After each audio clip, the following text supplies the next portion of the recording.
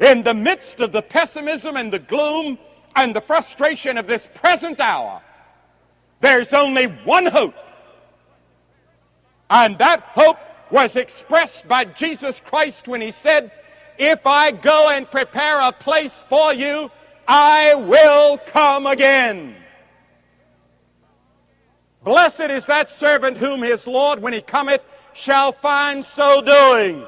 Now the Lord is coming, Christ is coming, and the temptation of many Christians is to say, "I'm going to sit down and take it easy and wait for the coming of the Lord." Well, I want to tell you, when He comes, you may be left behind. You remember the 5 foolish virgins in the story Jesus told about? They thought the Lord had waited and waited and waited, and they got a little tired. The oil in their lamps was gone. When He came, they were left behind.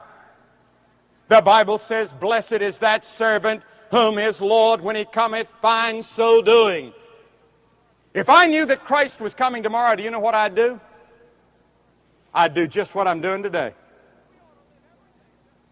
We ought to live every day just as though the Lord's coming. You ought to have your bags packed and ready. You ought to not have your roots too deep. You ought to not have too big a bank account to worry about.